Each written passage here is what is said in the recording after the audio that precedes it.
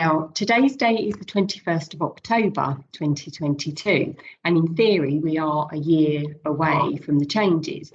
I must caveat this, in the current climate, you'll understand why, that this could all change. This could be U-turned.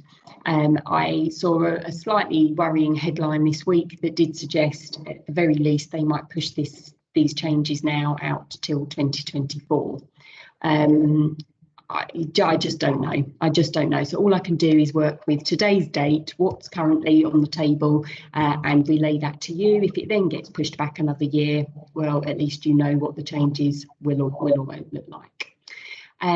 We'll then have a quick look at the property, the family home, and there are some sort of urban myths around the family house, and people think it gets taken to pay for care. I just want to clarify the language around the family home. And then we'll have a look in closing really just at what options people have if the care cap doesn't look like it's actually going to be a care cap. Is there action that family can take to cap their own costs and potentially protect some of somebody's money when paying for care? Just before I start working through that, let me give you a bit more of a formal introduction to me and Eldercare. Eldercare are a firm of accredited, solar accredited independent financial advisors, IFAs.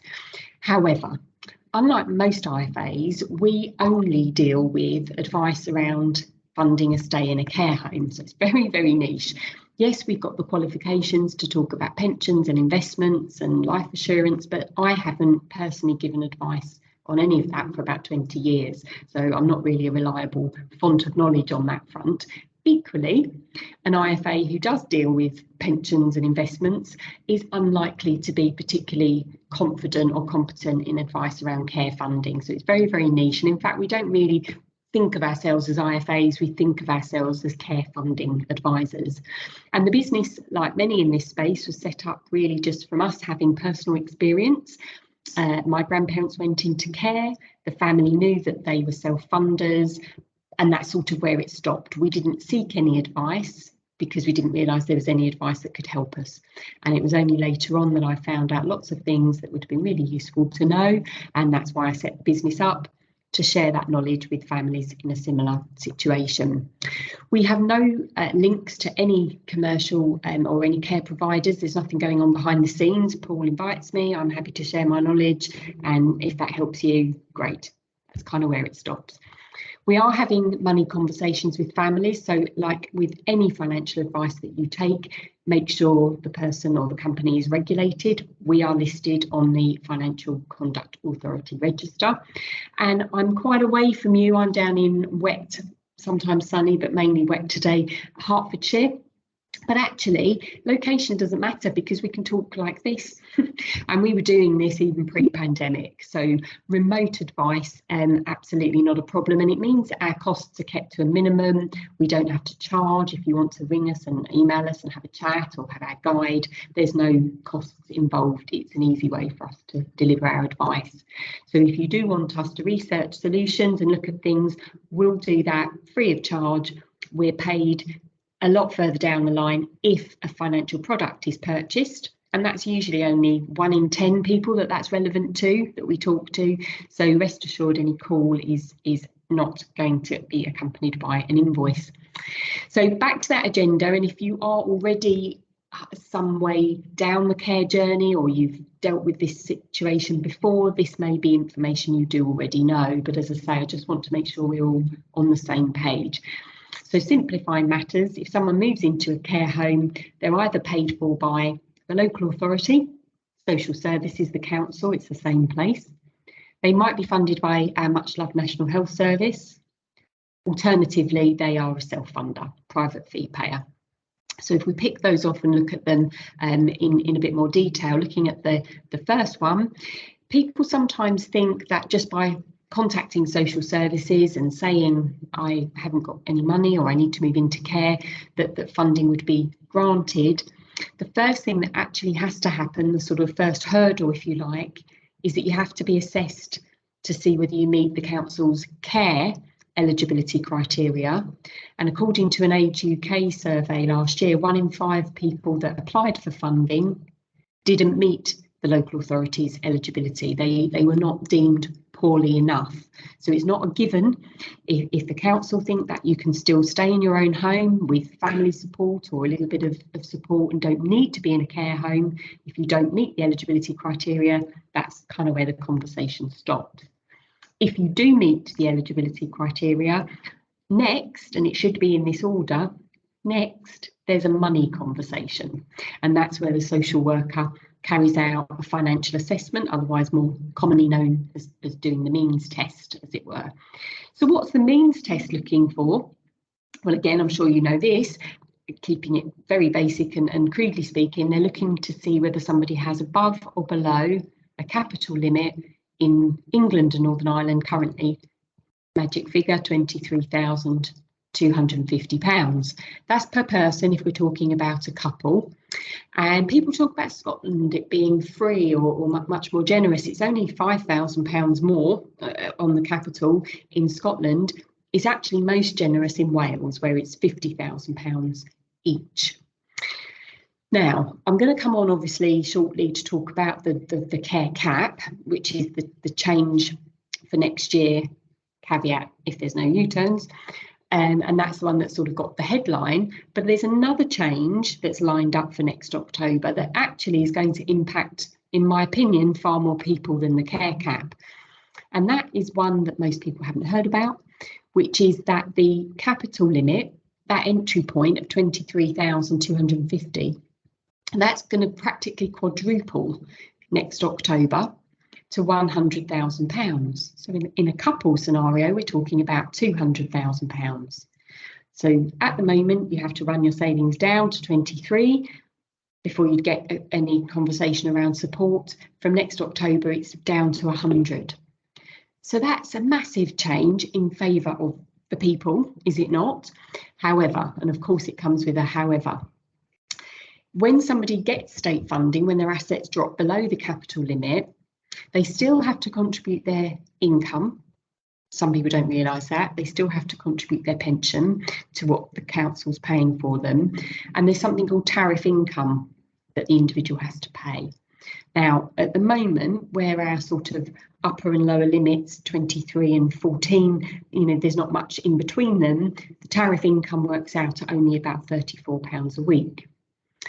Under the new system, when the upper limit goes all the way up to 100, but the bottom limit only goes up to 20, when they do this tariff income calculation, it means that it's going to still be about a £300 a week contribution from savings that someone has to make. So cutting right through this, what I'm saying is on the face of it, people are going to get state support a lot sooner. But when the contribution is worked out that the individual still has to make from income and savings, it's not as great as it sounds. They are still going to be paying for the bulk of it themselves. As the savings go down, of course, the tariff income goes down. So it is a much, much better system than we have now. It's much more generous. People will have access to funding much, much sooner, but it's not quite as generous as it seems on the face of it. But certainly people will be having conversations with care homes about moving from a self-funding contract over to a local authority contract, perhaps much sooner than they would do under the current system. So that's the first change that I need to make you aware of, assuming no U-turn. And moving on from that, looking at what counts as capital, this is what counts as capital now, and we haven't heard any suggestion of any changes. So flippantly, I could just say all of your assets, pretty much all of your assets count when the local authority do the means test. 3 exceptions. If you're a couple, then it's only your assets that can be assessed and half of anything that's joint. Okay, so that's really important. Some people, forget if we're looking at a couple, they forget perhaps to separate out the joint account, and that really is something you should do at outset. The house is also an exempt asset if your spouse remains living there when you move into care, or if a relative over 60 lives there. Now, that can't be a relative over 60 that moves in on the day that mum or dad moves out. It has to be a genuine cohabiting situation, but it does happen more and more commonly, I would suggest. So those are two exceptions that we come across quite regularly. One that we come across a bit less regularly, but important to mention nevertheless, is if somebody has investment bonds, if they've put money into investment bonds over the years, perhaps to try and get a better return than putting it in the bank. If it's the type of investment bond that includes life assurance, that's a disregarded asset as well. So if you need to check on any of these for your specific situation, we'll be able to identify quite easily what's exempt and what isn't. But broadly, everything else, an empty property, cash, ISAs, premium bonds, stocks and shares, all of that's included.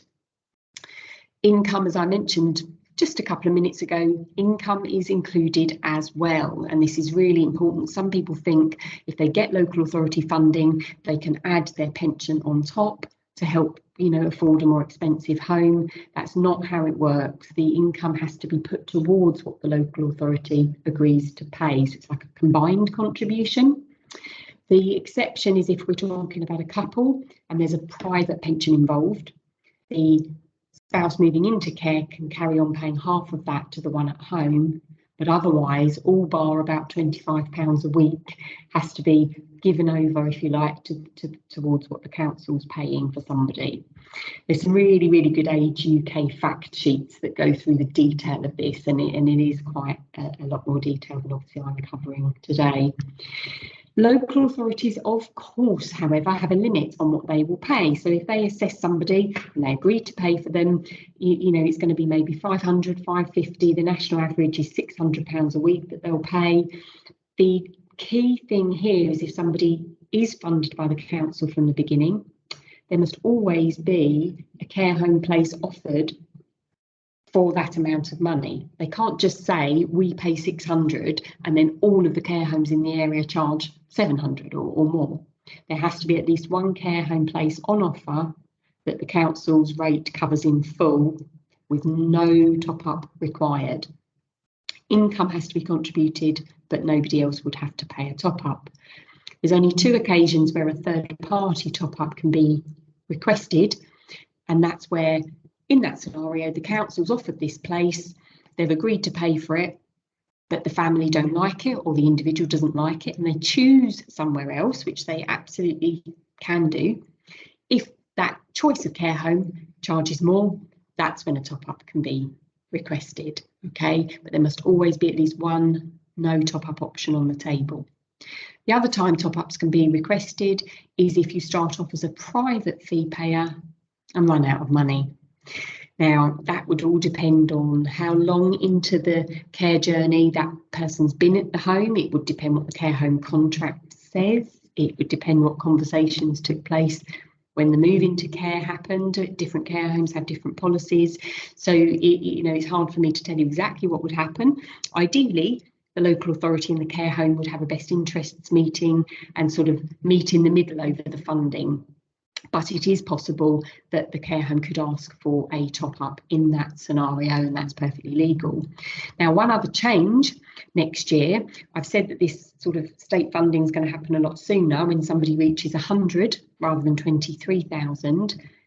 The good news is that rather than only third-party top-ups being possible, from next year, the person themselves can be their own top-up. So that should enable a degree of choice that otherwise might be worrying people. They might think, well, if I can't be my own top-up and no one else can pay, then I will have to move homes. No, you would still be able to use that remaining money.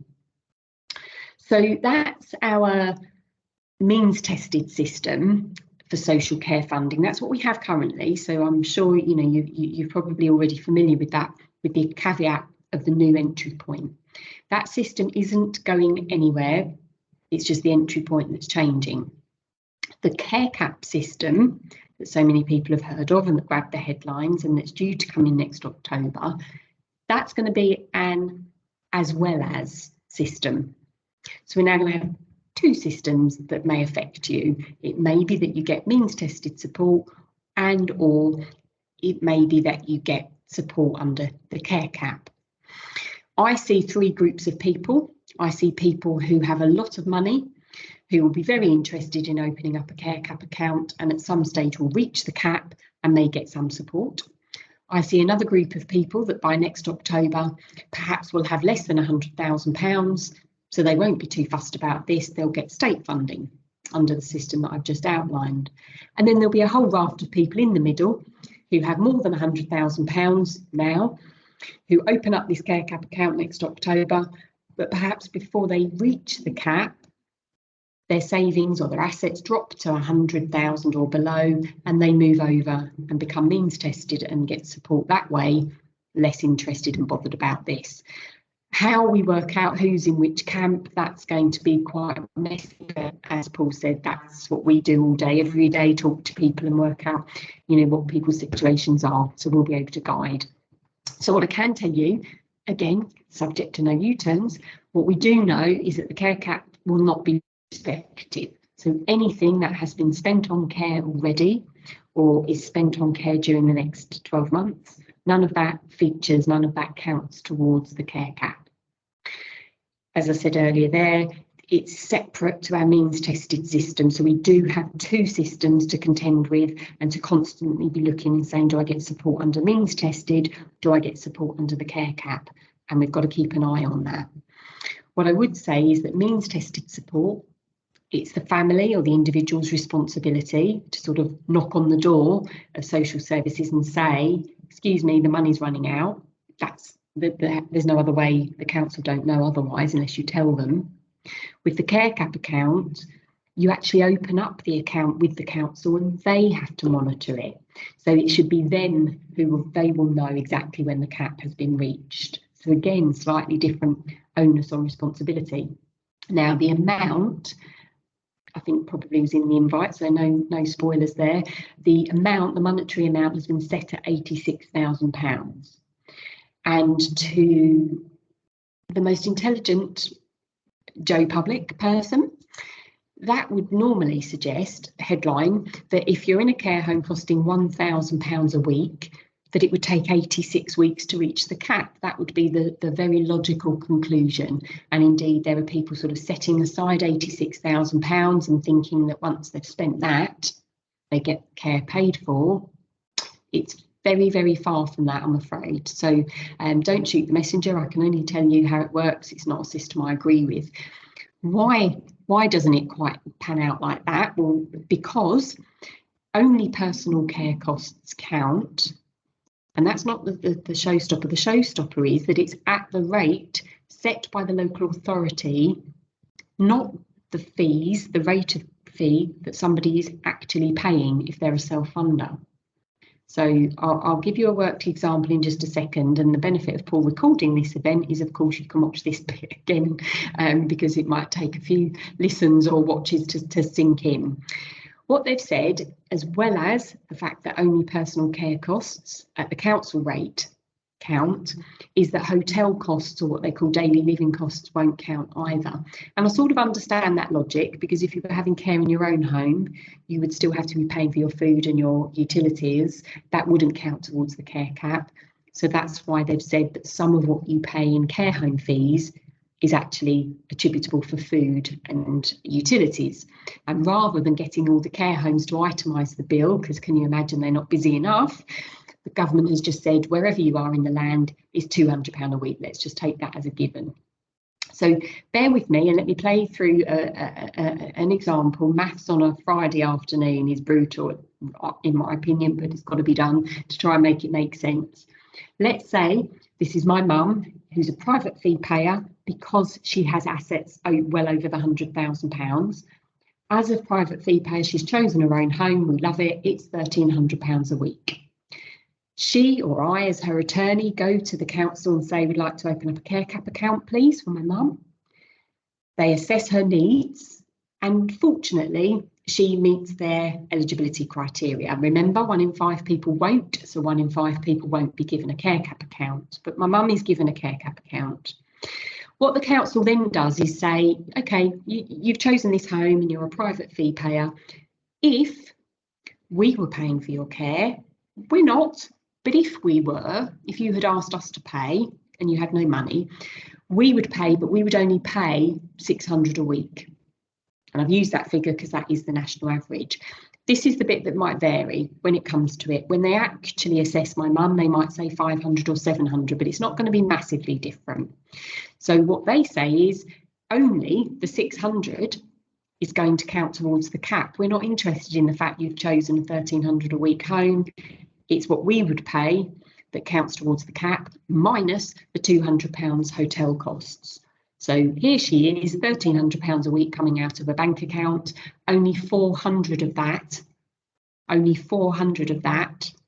clocks up on her care cap account.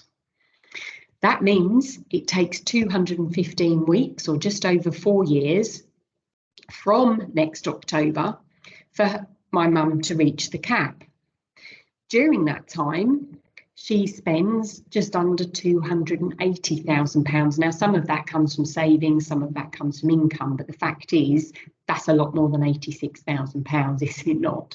And back to my earlier point, lots and lots of people, before they reach this point, their savings will have dropped to the 100,000 and they'll be getting state support anyway under the means tested system that we talked about at the beginning. So there will be some. Let me now use the example of somebody who sold a property for £400,000. Yep, come October 2027, they reach their care cap. They reach the 86,000 magic figure on the local authority's computer. They don't stop paying because they've got over the 100,000. They still have to pay the 200 a week hotel costs, and they still have to pay those significant top-up costs of 700 a week, or whatever it was. What they get is they get given £400 a week. In other words, whatever was counting towards the cap on the computer, they then start to receive that as cash. So don't get me wrong, my mum gets £400 a week. In 2027, that's better than the current system because she would get nothing until she's got assets under the limit. So of course it's an improvement, but it's nowhere near the suggestion that you just put aside 86,000 and that's your care covered. The only way that statement would be true is if these beautiful self-funded care homes cost the same as what the council would pay, and that's just not the reality. We don't live in that situation. So it may get delayed, it may even get U-turned. I suppose if that is the case, well, at least this exercise is evidence that it wasn't going to be that much value to you anyway. It's something that will benefit some, but certainly not the majority. And as I say, this is why I'm glad to do this remotely, so you can't throw things at me. It's not my rules. Better that you know now and put aside the 86,000 and then find a bit of a shock later. I just saw a little smiley, laughy face come up on the screen. I've never seen that before. That's just made me chuckle. Thank you for, I assume that's Paul being IT whizzy. So let's now look at, in very brief, the other funding streams. NHS funding is a topic in itself, and we haven't got the time, and I don't actually have the expertise to cover this. Suffice to say, and moving forward, if you have care needs that are much more healthcare driven, primary health need rather than social care need, so the sorts of conditions that might be looked after typically in hospital, or a nurse is needed as part of your support team, then you either get a little bit of funding from the NHS, funded nursing care, or you might get the whole lot paid for by the NHS. And this is something that's not means tested, might not feature at the beginning of a care journey, but if somebody's health deteriorates, then it might come to pass later on. Certainly end of life care and that type of thing is covered under the NHS continuing healthcare. So we can put you in touch with people that are experts on that, but I just wanted to flag it as a potential funding stream for some people. But under the powers of deduction, if you have too much money for the means tested support, you're not poorly enough to get the NHS funding, that's what puts you into the private fee payer category. And the good news about the only positive we have is that you can still claim or make a claim, if you're not aware of it, to receive attendance allowance. Two rates, one if you just need care during the day, one if you need care day and night. And as I say, that's tax-free, not means tested, and it does continue when somebody moves into care as long as they're a self-funder. It stops if they become state funded. So if you're not aware of this, again, we can give you the appropriate numbers and links to make a claim. The only other support really for self-funders, won't affect all of you, but worth mentioning because it affects a lot of people, is if the property is the main asset, savings are perhaps under the threshold, but there's no spouse or family member living in the house, then the local authority does have an obligation to provide some support. Now, more and more families are just not even bothering, in fairness, to apply for this because the waiting times to get through to the council and to get assessments to them just don't seem worth it. But I, again, do have an obligation to tell you about it. And that is that the house, the value of the house, has to be ignored by the local authority for the first 12 weeks of moving into care. If the other capital, oops, sorry, I think we've just got somebody joined. And do you mind just turning your mic off? I think, James, if that's all right, I've just got a crackle on the line. The property value has to be ignored. If the rest of the money is under the threshold, then the local authority actually provides support for 12 weeks. So as I say, somebody may weigh that up and think, well, 12 weeks of funding at the local authority rate, I've got to wait for the assessment, I've got to contribute my pension towards it anyway, I just might not bother. But others might work out that it's worth £2,000 or £3,000, £4,000, doesn't have to be given back to the council, why wouldn't you? So it's horses for courses. The idea of this was to give people time, the attorneys and the family, time to think about whether they wanted to sell or not. And if you're a few steps ahead of me, you might just think, well, you know, I have to sell, don't I? Because where else does the money come from to pay for the care? Well, it is possible. It may need to be sold in the long run, but it could be that the family decide to rent it out, get some extra income that way. You're still short of money. What you could do is approach the local authority and ask them for a loan. So you can't get equity release, that traditional way of getting money out of the house. You can't get equity release on a vacant property where the owner doesn't live there anymore. Well, you can if you ask the council. So it's really like a government equity release scheme. So again, just worth, I won't go into huge detail. That's something we can pick up with you one-on-one if it's of interest. But in essence, local authorities have to offer this scheme to citizens. If the property's already got a mortgage on it, they can't. If it's low value, they won't. If there's something structurally wrong with it, they won't. But under ordinary circumstances, they can lend money, put a charge against the property and recoup that when the person passes. They will charge interest. They haven't reviewed the rate yet. I'm sure it's going to go up, but currently it's around 2%. Only chargeable the interest on what you borrow, not the value of the house. You still have to meet the council's care criteria to get the loan. Your other assets have to be under the limit, but they can lend the full amount. So here we are not restricted to the council £600 a week. They can lend £1,000 a week if that's what you need. It follows on from the 12-week disregard. The 12-week money doesn't have to be paid back. The loan does. So sometimes people might just use this for a short-term solution because the property is going to take a while to sell and they haven't got any other money, or as I say, they do it as a longer-term solution because they want to rent it out and get a bit of extra income that way. And then you've got the rent plus the pension plus the attendance allowance plus the loan meets the fees in full. So just mentioning that really to those to whom it might be of interest. So really just the last 10-15 minutes looking at self-funders as a broad category. So this could be people that have already sold a property or have savings and investments. When we talk to those families, and this is our day job, is just to take calls from families looking at care homes, wondering how they're going to pay for it, worried about certain things. The two worries that are most commonly shared with us are without a crystal ball, without knowing how mum or dad or uncle or aunt's going to adjust to living in care, how do we know we can afford it? If we knew we only had to pay the fees for a year, we can work out if we can afford it. If we don't know how long mum or dad's going to be there, we don't really know whether or not we can afford it. And sort of dovetailing in with that is the question most families are worried about, which is what happens if the money runs out. So our job when we're chatting through these concerns with families will be to try and put forward a solution that might take away that worry.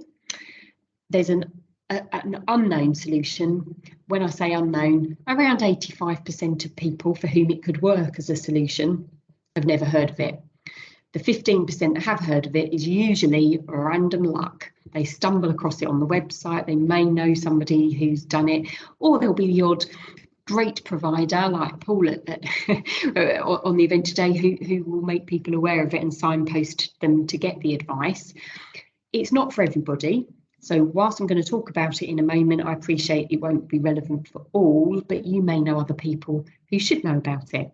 And I don't suggest for 1 minute that it's the solution for everybody. There are families we talk to, but we do have to just say it won't work for you. If there's enough money to pay care home fees for 1 year, 2 years, then it's going to run out. With the best will in the world, there's nothing we can do to stop that happening. The money will run out after a year or two. If, however, there's enough money to fund care fees, typically for more than 3 years, then we will introduce this unknown solution because it may take away those worries. What am I talking about? It's a way of capping costs yourself. Okay, we've seen and I've hopefully demonstrated the limitations of the care cap. Most people will decide it makes more sense to take action yourself, provide for yourself. It is possible to insure care home fees. That's what I'm going to really talk about. Typically, when we think of insurance, however, we think that we have to do it in advance. So you would expect, of course, to insure your car before there's an accident, insure the house before the ceiling collapses. But with care home fee insurance, you actually can no longer do it ahead of time. You can't pre-fund, as they used to be called. All you can do is buy the insurance at the time that you move into care or sometime after the move has happened. The Google search engine term, the technical product name, is a care fees annuity. And as I say, 85% of people have never heard of one of these. Why would they? The only people that can buy them are people moving into care. So unless you've dealt with it before, no reason for you to ever have heard of it. What you may have heard of is a pension annuity or a retirement annuity. Lots of people have heard of those. So often, those that have heard of care fees annuities mention it to someone, and that someone says, oh no, they're a load of rubbish, they're really expensive. You should never get your advice from John down the pub because he will say that. But what he's probably referring to is a pension annuity. It's a different product. A pension annuity is usually taken out when somebody is 60 or 65. They're probably in fairly good health. They are expected to maybe receive this income for 30, 35 years. They want it to go up with inflation. They want a widow's pension built in. So what might look at retirement like a really big, healthy lump sum of money, when it's converted to the pension annuity, it's a small amount. That's why. However, if you take that concept of paying a lump sum of money up front, getting a tax-free income for life, might that work quite well as a concept for somebody in their 80s or even their 90s who isn't expected to live for 30, 35 years, who isn't in brilliant health, otherwise they wouldn't necessarily need care, and there's not a widow to build in provision for, you just do these for yourself. That is going to be a much healthier looking financial proposition than a retirement annuity, because the insurance company is not going to have to pay out for anywhere near as long. You'll get a much better income from your lump sum. So you can see where hopefully you can see where they're similar, but where they're different. Where they're also different is that every single care fees annuity is individually underwritten. So it absolutely takes into account somebody's age and their state of health. So I may have a room of 10 89-year-old ladies all looking to get quotes for a plan to pay their care fees, but the insurance companies will charge a different rate for each of them because some will be more poorly than the others, some will need more care than the others. So everybody's price is different, and I have to use the term because it is what it is. These are a gamble. These products are a financial gamble based on how long somebody's going to live. And sometimes the insurance companies will get it right, sometimes they'll get it wrong. So you can kind of see, you know, how and why I refer to it as a gamble. Like any casino, the house always wins. So the insurance company will always win in the long run.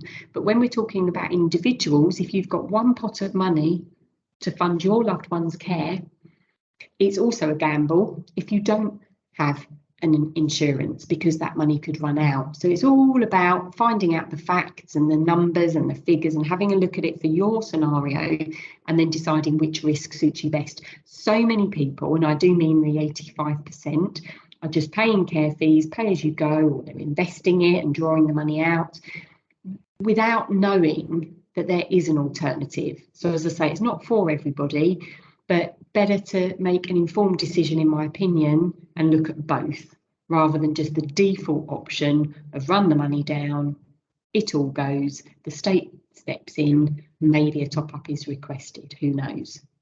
Have a look at this, see whether it might work. Our job at Eldercare is as a sort of meerkat, the go-between, the go-compare. We find out what the family needs. We go to the insurance companies, we get all the quotes, and then we put it into a report format that answers all the sorts of questions that you're probably thinking now, such as, is it portable? What happens if we move care homes? Can we take it with us? How do we protect against care fees going up? All those sorts of things. And we also look at trying to mitigate any loss, because I just said to you, there's a gamble, a risk. The risk is you buy one, the person dies very soon into their stay in care, the money's lost. That would trouble some families. So we'll look at capital protection options, or a way of sort of paying for the plan in instalments. It's called the deferred annuity. That's really popular as well. So a full belt and braces job, giving you a report that you can use as a family discussion document. You decide amongst yourselves whether it fits the bill or it doesn't, rule it in or rule it out. The insurance companies that offer these products, all of the policies are covered by the Financial Services Compensation Scheme, really important reassurance in the current economic climate. Money at bank is covered by this scheme, but money at bank is protected only up to 85,000. That probably doesn't trouble most of us, but that is the limit, 85,000. With the care annuity, there's no limit. It's 100% of the income that is protected. So the reason people would do this would be they just want to know that the remaining money after buying the annuity, that is protected, that there will be something left for the beneficiaries. What I would say is that buying one of these policies, you don't lose out on anything that might become payable under the care cap. That's important. You're opting out of any means tested support, but that is actually in itself a reason why people buy these, because they don't want to be state funded and reliant on state funding, because perhaps that won't be enough to cover the care home fees of choice. So it is important to understand that nuance, that if you buy an annuity, you are opting out of any means tested support. You don't need their help of the council ever, because your money's not going to run out, but you do still get any care cap funding. The only time that people might buy one of these and find that they don't really need it anymore is if they were to transfer across to NHS funding, have their care paid for by the NHS. They don't need this anymore. They don't lose it. The income goes to them. So the income goes into their bank account. And as I said right at the beginning, our model, it's a very unique model in financial services, but it's because we're doing this remotely. It's because we don't bother getting quotes for people for whom we know it won't be affordable. We're honest with people. We've got the experience to know whether a care annuity is likely to be affordable or not. We don't have to charge you for doing any of that research. We are simply paid a fee if a purchase is made, but that does not bias our advice. Okay, it's fairly apparent when we do the report whether it's appropriate or not. Purely as a point of interest for you, these are the insurance companies that offer care fees annuities. So we, as I say, that intermediary, we go and get the quotes from all four for you. The reason it's not a bigger marketplace is for the reason I shared earlier. 85% of people in care homes paying for their own care don't know about the products. If the other 85% knew about them, we may have one or two other insurance companies offering them. We get quotes from all four every time. We never know who's going to be the cheapest. They'll all have a different view on somebody's life expectancy at the end of the day. So they'll look at the medical information. They'll carry out a telephone interview with the care home. They do not see mum or dad. There's no involvement from the person in care. This all goes on behind the scenes, and then they give us their figures, which we, as I say, share with you. So you can't go direct to them. You do actually have to use an intermediary such as ourselves, but we are about the only company in the country that does nothing but advice around this product. So it does mean we've got good relationships with the insurance companies, so we would probably be able to get discounts in most instances. We certainly know all the nuances of the different plans, and we'll make sure we get the best deal for you. So I finish on this slide deliberately just so that you've got the website address, although I think I saw Paul busily typing and popping it into the chat box, so you'll have that anyway. We have an 0800 telephone number. Any one of the team can help. It doesn't have to be myself. They're all suitably qualified to answer your questions. If you wanted outside of office hours to just sort of email a synopsis of the situation, we can respond to that outside of office hours. So the advice@Eldercare Group email address is the best one to use. But I've deliberately put this page up because the Care Fees Annuity tab has a calculator on it. It's just a little ready reckoner. You just put in the age of the person, how much the fees are, how much income they have, and it will give you a very rough estimate as to what one of these policies might cost, just based on our data of people that have bought policies or got quotes in the past. So have a little route around on there. That will hopefully be helpful. As I say, Paul's kindly recorded the event, so that can then be shared with any family members so that you don't have to try and regurgitate any of this. And as I say, you can certainly watch back the complicated bits. But I can't make it any simpler than this because it's a really complicated system. So apologies if it is a bit of information overload, but it's hopefully given you a flavour of what we have now, what the changes are due to be, and what choices you have if you do want to sort of opt out of state reliance at the end of the day. So hopefully that was helpful, and it does leave a bit of time for questions. Thank you, Nikki, as always. I always learn something new every time you kindly do this for us. So yeah, as Nikki said, I hope you all found it very useful and informative, even those subject to U-turns and anything else that may happen in the strange world that we're living in at the moment. I have, and Nikki quite rightly mentioned that I have put links to Nikki's website, Eldercare Group, and also to Chandler Court in the chat box for you to just click through if you want to contact independently outside of this afternoon's session. But yeah, if anybody's got any questions they'd like to pose to Nikki while we're all together, you can unmute and ask away. We often get silence at this point because most people need to lie down after that presentation. And also, to be fair, a lot of people's situations are very specific, aren't they? And probably, yeah, maybe want an offline chat rather than publicly, but here to answer. I don't mind starting hi there, Nikki. This is Michael Williams here. I don't know if you can hear me okay or not. I can. Hi, Michael. I'm on blanked out screen because I'm in between work and home, and I've had to pull up, so there's some dodgy background. You know, you don't really want to see the back of my car and stuff like that. So, I'm inquiring about my mother, who is 84. She has gone into respite, which could very well turn into permanent care, but we are looking for somewhere closer to home for ourselves, because she lives in Sutton Coldfield, which is across the other side of Birmingham. She has her own property. She has a state pension, my dad's pension. She has savings which have just gone below the 23,000 because we've got some more care fees and carer fees to pay yet. So it'll go down a little bit more.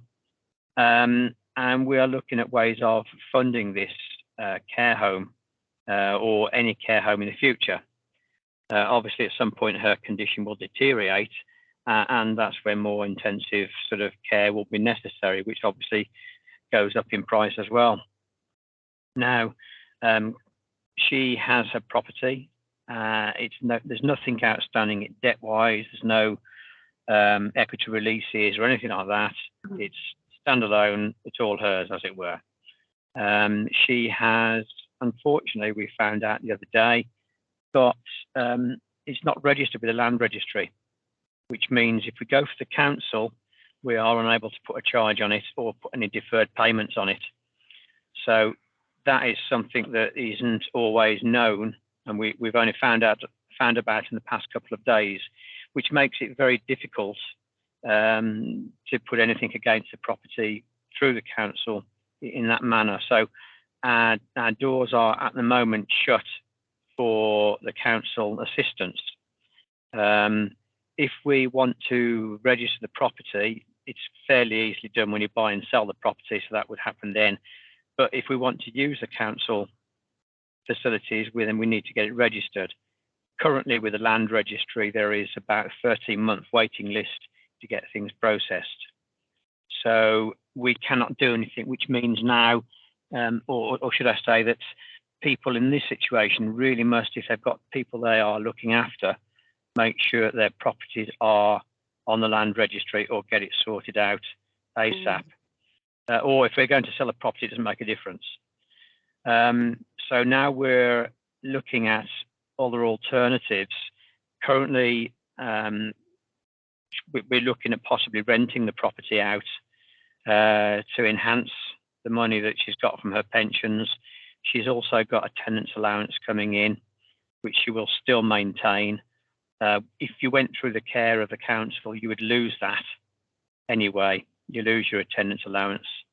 So really, we're looking at putting all those incomes in together to provide for her an immediate future. There's a possibility we might be able to make it stretch for 12 months. By then, we might have that cap of the £100,000 that's in place. I didn't start with the meeting, sorry, and I've only caught bits of it because the signal's been bad. But from what I understand, next year, you're going to get a cap of £100,000 instead of £23,000. So let me just interrupt you there. So it's not a cap; it's a floor. So the 100,000 is if her assets have dropped below 100,000, then she might get some state support. Yeah. So we're looking at trying to at least stretch it out to that part, and then at that point we may have to sell anyway because her funds in the bank and incomes will have depleted sufficiently to not be able to support her anymore. So I'm looking really at with interest, because my wife mentioned that there was a policy you could buy that would give you some sort of guaranteed income, and at the end of it you possibly get some money back as well. Now, whether that's true or not, I don't know, but you mentioned care fees annuity, and I'm wondering if that's along the lines of what it was. I understand you have to put your money into it, all of it. They make a calculation to guarantee your money. If your mother dies before their calculations, whatever's left in the pot you get back. Now, whether that's true or not, I don't know. No, no insurance company would take that. What would be in it for the insurance company? So no, the risk is you buy it and the person dies early, you do lose the balance. You don't get that back. And unless you build in protection, but even then it's going to protect maybe half the money. You're never going to get a no risk solution from an insurance company. That's right. Really great. Okay. I mean, my options at the moment, I don't know if you've come across this scenario before, whereby we have savings under the 23. Oh, you mentioned something about bonds with income being taken as part of her assessment, financial assessment. We have a bond which brings in £100. Mike, let me just interrupt you purely because it's just occurred to me that this is being recorded and we're starting to get into some quite personally specific details. So I wonder if we would be better to take that offline and just have a chat next week. And just go through. Then you can go through the numbers with me. There's a couple of options if the property's unregistered that I'm thinking that we could have a chat about. So if that's all right with you, just for the benefit of the recording. Sure, that's fine. It's fine. On that note, sorry, Nicky, I'm going to stop recording now because there's anything that's a bit private that we don't want to include. Fine. But